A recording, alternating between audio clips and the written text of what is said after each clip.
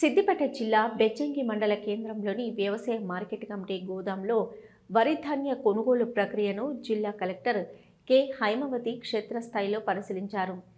మిల్స్లను కేటాయించే ప్రక్రియను త్వరగా పూర్తి చేయాలని డీసీఎస్ఓని ఫోన్ ద్వారా ఆదేశించారు. ఏఎంసీ లోపల శుభ్రంగా ఉంచాలని, తాగునీటి వసతి, టార్పలిన్ కవర్లు, పాడి క్లీనర్లు, గన్నీ బ్యాగులు, ఇతర అన్ని సౌకర్యాలు అందుబాటులో ఉంచుకోవాలని తెలిపారు.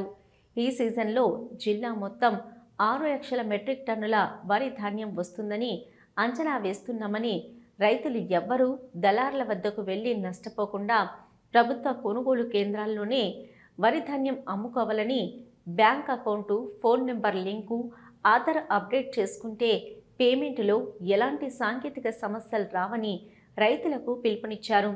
అనంతరం బెజ్జంకి మండల కేంద్రంలోని పలు ఇందిరమ్మ ఇళ్ల నిర్మాణాలను జిల్లా కలెక్టర్ క్షేత్రస్థాయిలో పరిశీలించారు.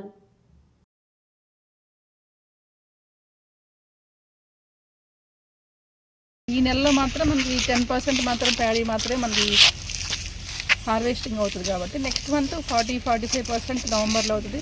మిగతా ఒక 40% డిసెంబర్లో, 10-20% జనవరిలో కూడా అయ్యే అవకాశం ఉంటుంది. కాబట్టి జిల్లా వ్యాప్తంగా మొత్తం దాదాపుగా 6 లక్షల నుంచి 7 లక్షల మెట్రిక్ టన్నులు మనకి వచ్చే ప్రొక్యూర్మెంట్ చేసే అవకాశం ఉంది. కాకపోతే ఏంటంటే లాస్ట్ ఇయర్ మనం 4 లక్షలు చేసాము, ఈ సంవత్సరం మనం 5 లక్షలు చేస్తాం అనుకుంటున్నాం. ఎందుకంటే ఒక 2 లక్షలు మెట్రిక్ టన్నులు ప్రైవేటు డీలర్స్ కూడా, ట్రేడర్స్ కూడా వాళ్ళు పర్చేజ్ చేస్తారు. కాబట్టి మన జిల్లాలో ప్యాడీ సెంటర్స్ నుంచి మాత్రం ఐపీసీ 5 లక్షలు చేసే అవకాశం ఉంది. 48 అవర్స్లో టైం పడుతుంది, ట్రాన్స్ఫర్ అవుతుంది. అందుకని రైతులందరూ కూడా ఏం చేయాలంటే వాళ్ళ బ్యాంక్ అకౌంట్స్, ఆధార్ నెంబర్ కరెక్ట్గా ఉన్నాయా లేదో ఒకసారి చెక్ చేసుకోవాలి.